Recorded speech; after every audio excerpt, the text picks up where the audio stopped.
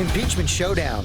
A key witness on Capitol Hill, the top U.S. diplomat in Ukraine who called it crazy to withhold aid, set to testify as President Trump lashes out at his own party. And the Republicans have to get tougher and fight. Calling on them to back him up in the battle for his political life.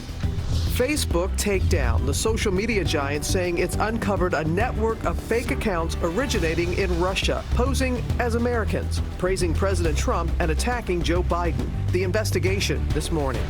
Raging wildfires in the west, scorching homes as firefighters battle the fierce flames. Planes trying to put out the blaze from above as the inferno closes in. Now this morning, the new danger. Michael Douglas' son Cameron with Diane Sawyer breaking his silence after years in prison on trying to live up to his family's legacy, his struggle with addiction. You shot cocaine into your neck? And the powerful phone call from his father. Those words were heartbreaking to me. It's only on GMA this morning. More from those enlightening interviews with the Duke and Duchess of Sussex. Reports that Prince William is worried about his brother, as Meghan's emotional struggle behind the scenes resonates with so many. The good thing is I've got my baby and I've got my husband, and they're the best. And it's the final countdown to the epic end of an era.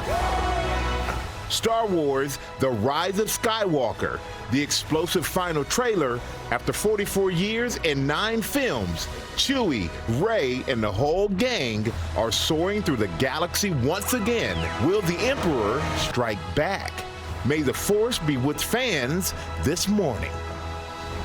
Live in Times Square, this is Good Morning America.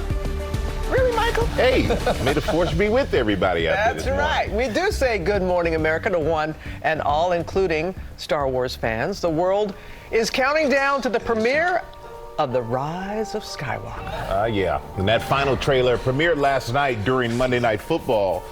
It's already racked up millions of views online. As always, everybody's excited about the Star Wars. Yeah, we're going to have all the reaction coming up, but we begin with the impeachment showdown. Crucial witnesses heading to Capitol Hill this morning. The ambassador warned fellow diplomats that it would be crazy to hold back aid to Ukraine. And this comes as President Trump is pressuring Republicans, calling on them to get tougher and fight. Our senior congressional correspondent, Mary Bruce, starts us off from Capitol Hill. Good morning, Mary. Good morning, George. Well, President Trump is now staring down the very real possibility of impeachment in the House. And now he is trying to rally his own party, telling Republicans this morning it's time to toughen up.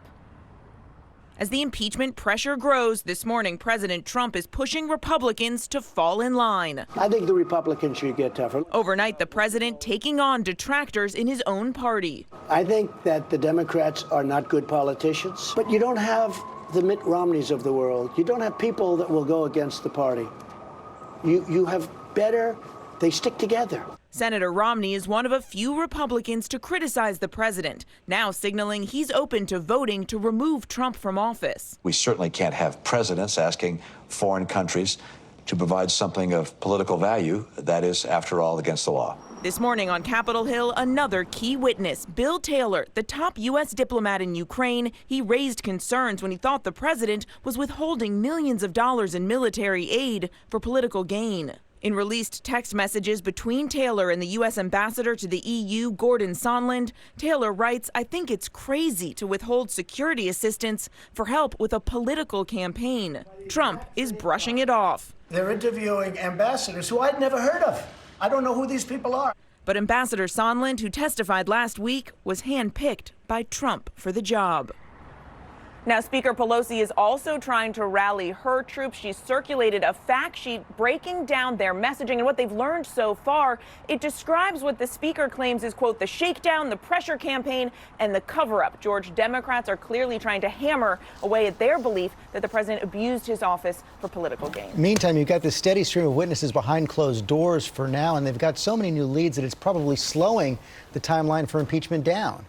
Yet, George, Democrats say they want to move quickly here, but they also want to question a lot of these witnesses. They are plowing through these closed-door depositions, but we know they still have open hearings that they want to hold. So it seems likely that this process is going to go well into the holiday season. Speaker Pelosi told me last week the timeline here depends on the truth line. George. Mary Bruce, thanks very much. Michael? All right, George. Now, the new report this morning revealing that Russia is already trying to meddle in our elections. Facebook moving to take down dozens of accounts posing posing as American, but are actually originating from companies in Moscow. Our chief national affairs correspondent, Tom Yamas, is here with more. Good morning, Tom. Michael, good morning to you. We're talking about accounts on Facebook and Instagram trying to influence voters. How do they do it? It's pretty simple. They pose as political or socially conscious groups, and once you start following them, they start pushing content to manipulate the way you think. President Trump, Bernie Sanders, and Joe Biden seem to be the candidates they're focused on. This morning, Facebook saying they found evidence of Russia and other foreign actors, including Iran, trying to influence the 2020 election using social media. Facebook announcing they pinpointed and shut down 4 state-backed disinformation campaigns. A deeper dive done by the social media research firm Graphica shows the Russian accounts manipulated or created memes and images, some in support of President Trump. Like this Instagram post from alleged fake users law.abiding.citizen and free.dumb.choice, consistently slamming Joe Biden. And some of the Russian accounts Facebook says showed support for Bernie Sanders, like this one from Bernie.2020_ on Instagram, again taking shots at Joe Biden. Almost half the accounts claim to be in swing states, especially Florida. Just last week, Facebook founder and CEO Mark Zuckerberg touting changes the social media giant is undertaking. But in April, admitting to George stopping altogether the spreading of political misinformation, like what happened in the 2016 election, would be impossible. So you can't guarantee it's not going to happen again. Well, what I can guarantee is that they're definitely going to try. That's what we see. So our job is to make the defenses stronger and stronger, to make it harder for them to do what they're doing. Now, in reporting the story, the most striking thing we found was the range of groups that they're posing to be a part of. Conservative groups, black activist groups, gun rights, LGBTQ, Muslim, and even Christian accounts. And guys, one tip that our viewers can use to kind of spot these on Facebook and Instagram: the grammar's off, the English is off, the hashtags are off. There's always a little subtle mistake. For instance, they were attacking Congresswoman Ocasio-Cortez. Instead of putting hashtag AOC, it was OAC. It's little things like that you can spot. But the thing that surprised us, they're all over the map when it comes to politics. Well, hopefully we had learned something from 2016 and what happened then. All right, Tom, thank you. Now to the latest on the crisis in Syria, with the ceasefire brokered by the U.S. set to expire today and American troops leaving the northern part of the country. Our foreign correspondent James Longman reporting again from the region this morning. Good morning, James.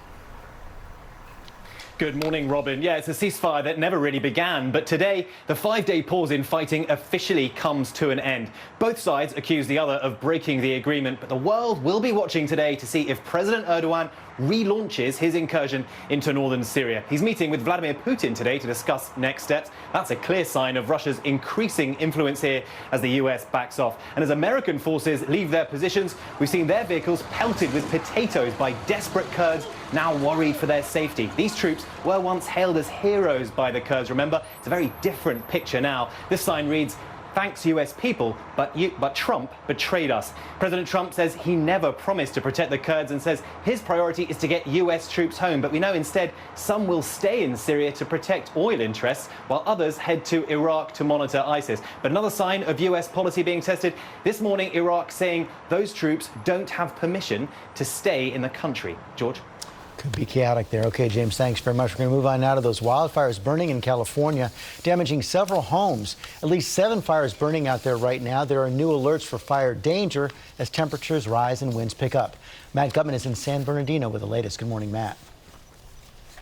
Hey, good morning, George. It was chaos out here. Firefighters racing to the scene. They actually scrambled up this hill, pulling out a 9-year-old woman from that home. And just across the way here, this house torched in minutes. There were 4 kids inside. They were pulled out just in the nick of time. The car they were driven out in was on fire, had to be put out. Now, firefighters managed to save most of this neighborhood, but 5 people were hospitalized for smoke inhalation. This morning, California in that critical fire danger. Multiple fast-moving fires burning near Los Angeles. This one in San Bernardino, quickly destroying or damaging 9 homes. Dozens of homes evacuated. The show Live Rescue on A&E capturing firefighters pulling people from homes. So we're going to try that operation that we were going to do earlier with utilizing that ambulance to shuttle some folks out. That blaze coming after a mass evacuation for hundreds of families in the upscale city of Pacific Palisades. That fire quickly racing up a hillside. You can see those men with garden hoses trying to fight back the flames. Then they break for it and run. That sedan backing out as the flames nip at it. Residents quickly evacuated. A fleet of firefighting planes overhead dive bombing the flames just feet from the ground, aiming with laser-like precision. Homeowners fleeing as the inferno closes in. This woman on her way to the car, thankfully managing to escape. And this man picking up his daughter from a nearby school on foot. I'm up here, the fire's there, and she's on the other side. First reported as a 1-acre fire, it grew to 40 acres in minutes. Thankfully, no one was hurt. Now, the power's been shut off in this neighborhood in SoCal. Edison expects to shut off the power to hundreds of thousands in Southern California as we near that critical fire danger. The winds are expected to intensify. The temperatures are expected to rise, and it is going to be an exhausting week here for firefighters. George. Okay, Matt, thanks very much. Tough week ahead. Oh, yeah, exhausting for sure. And we're going to go from out west to down south to the aftermath of those devastating tornadoes that pummeled part of Texas, leaving a trail of destruction. Marcus Moore is in Texas this morning with the latest. Good morning to you, Marcus. Michael, good morning. The National Weather Service says 3 tornadoes touched down here in the Dallas area on Sunday. One of them a devastating EF3 with 140-mile-per-hour winds, leaving ruins and chunks of debris like this all over the place. And I want you to take a look at our drone in the air this morning, and it gives you a sense of what this storm did to this house here in this neighborhood. You can see it tore the roof off of the house there, leaving it exposed to all of the elements. Also, the storm snapping trees. And it really is a heartbreaking thing to see what the storm did to this house and so many others in this area. And we've heard stories of how families huddled together in closets and bathrooms praying for their lives as this storm was hitting. But despite all of the destruction we have seen, no one was killed. And that's remarkable, especially when you consider this storm went through a densely populated area. And this morning, we see the destruction here, and storm survivors are beginning the process of trying to recover. And some of them, Robin, are having to start all over. I'm sure. Thinking about everybody down there, Marcus. Thank you. Now to a new lawsuit against Juul, the young man claiming the company's products put him in the hospital. And Lindsay Davis has that exclusive interview. Take a look. I had to learn how to walk again, basically. I couldn't walk. In a new lawsuit, 21-year-old Connor Evans alleges his 2.5 weeks in a Pennsylvania hospital are directly linked to his year-long vaping of the popular e-cigarette Juul. My lungs were filled up to 80% of the capacity was filled with fluid. Now this morning, Evans is suing the company, claiming it failed to warn him about the dangers. The once healthy high school hockey captain was admitted to the hospital in May, having great difficulty breathing, and later placed in a medically induced coma for 8 days. You're sitting on a bed and your parents are just looking at you, and your family and everyone. You don't realize how much you're cared about until that happens. According to the lawsuit, Juul failed to properly assess and warn about the harm that its products cause to the human lungs and body, adding the e-cigarette brand falsely advertises its e-cigarette system as a safe alternative to traditional cigarettes and knew or should have known the potential dangers of its products. What the risks are to adolescent brains in sucking down nicotine, what the risk is to Connor Evans' lungs long-term is yet to be told. While the CDC and FDA are currently investigating the growing list of severe lung injuries reported, so far they've not tied them to a specific brand, substance, or product. Evans says he was 19 when he began vaping and never smoked cigarettes or any other product. I wish I never took the hit at the college party because that was what all started it. I wish I never have done it. We reached out about the lawsuit to Juul. They had no comment. Earlier this month, several school districts filed lawsuits against Juul. And just last week, the company was hit by a wrongful death lawsuit by a mother of a teen who died in his sleep from breathing complications that they say were as a result of vaping. Oh, wow. Gosh. All right. Thanks so much, Lindsay. Thank you. And now we're going to go to the NBA. It's cracking down on bad behavior, not by the players, but by fans. This comes after several high-profile incidents of fans berating the players, and the league is adopting a zero tolerance policy. TJ Holmes is here with more. Look, good morning, TJ. You know this. Trash talking, heckling, it's a part of sports. But Fan ejections in the NBA doubled last season, and players have complained that things have gotten nastier. So now with this new policy, you can still tell an opposing player he's got an ugly jump shot or that he's no good, he's trash, but you can't talk about his mama.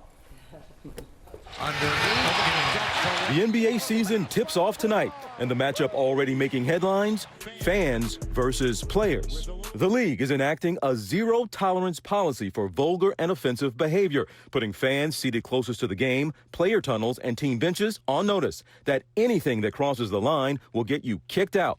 NBA stars complained in the offseason that fan behavior was getting worse. Superstar Russell Westbrook got into this heated exchange with a fan in Utah last season. A young man and his wife in the stands told me to get down on my knees like he used to. The fan denied the allegation. He's got to be a professional. I thought it was ice. I just told him, I'm like, just sit down and ice your knees, bro. And DeMarcus Cousins, in an interview with Yahoo Sports, claims fans have yelled racial slurs at him. I've been called like, is that right? Yeah, and it's crazy because this happened to me on a few occasions. We push this league, so I don't understand, like, when does, our safety and when does it become important? The proximity of the fans to the athletes is closer in the NBA than any other sport. And because of that, you see some fans go across the line. They're right on top of them. And I think some of these fans get carried away and think they're a part of the action. The NBA is now updating its fan code of conduct to include any sexist language or LGBTQ language, any denigrating language in that way, anything that is non-basketball related. So you get the idea there. You can talk bad about them all you want, but it needs to be related to what they're doing on that court. And please, overwhelmingly, fans behave at these things, overwhelmingly. But it's enough that the players have stepped up and said there's a different tone they're noticing and a nastiness that wasn't there in years past, and they're now doing something about it. I mean, what other job can you be at work and somebody screaming the nastiest thing that you... I thought about doing to you during that, but I figured it may be a little distracting. But they don't have recourse. You can't respond. Imagine if a player responded in kind, right? Oh, yeah.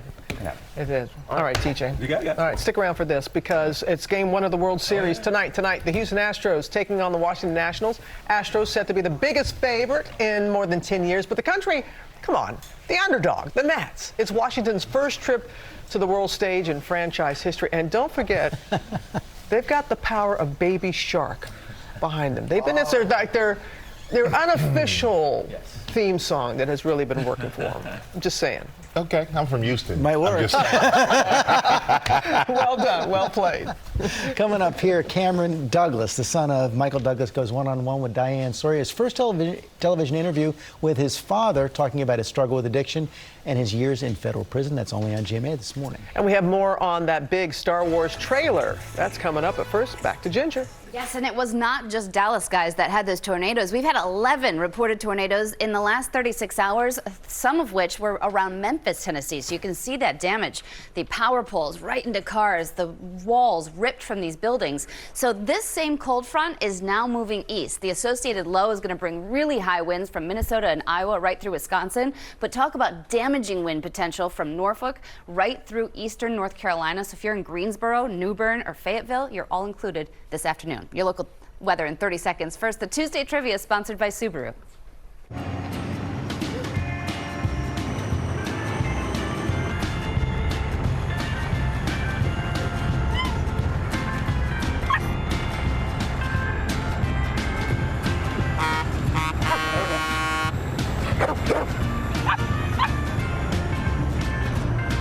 The Subaru Forester. Dog tested, dog approved. Subaru establishes National Make a Dog's Day. Do something special for your dog. Well, it's definitely going to rain today. The good news is out the door this morning, relatively dry, but you'll notice that our rain chances really increase this afternoon. So as the kids are getting off the bus heading home, definitely going to be dealing with the rain, and it's going to be a rainy ride home. And if you're heading out to the ballpark for that watch party at 8 o'clock at Nationals Park, we will have a few showers. Those then end clear and chilly overnight, 51 downtown, 40s in the burbs, and sunshine returns tomorrow after a chilly start, mid-60s with breezy sunshine. TJ is going to be back when we come back. Sure, it shows. On the board. What's on the board? 100 acts of good. State Farm is challenging us. Every good act we do goes on the board.